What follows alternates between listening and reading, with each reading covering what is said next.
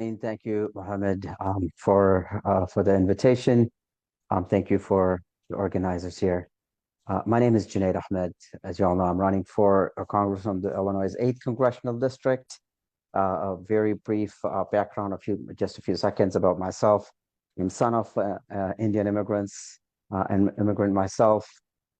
Story is very typical to many of you on the call here, where dad worked hard, saw him working hard, honored that sacrifice. We wanted to, I started out my community college education at the City College of Chicago, transferred to DePaul eventually, and earned an MBA from University of Chicago Booth School of Business.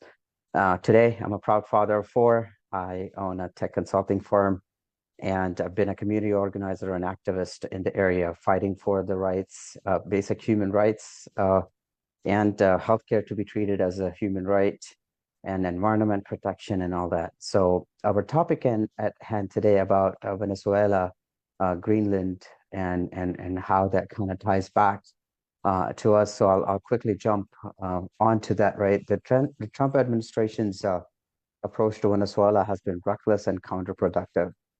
It is supporting democracy.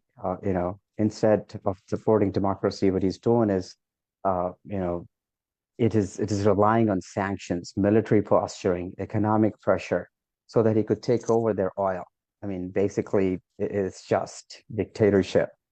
That kind of interventionism destabilizes the region.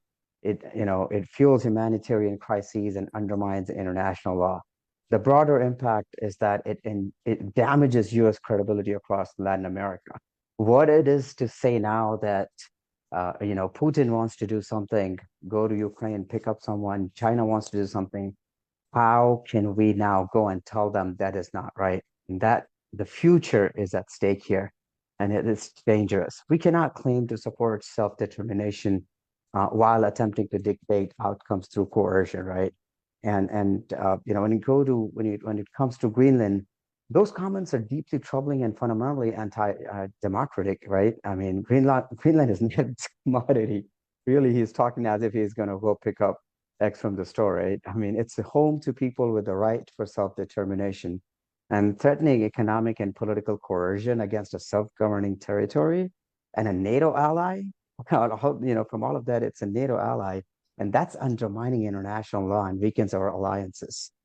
Our foreign policy should be rooted in respect, diplomacy, cooperation, and imperial rhetoric, right? And it's not should not be based on imperial rhetoric, and that's what this president is doing. And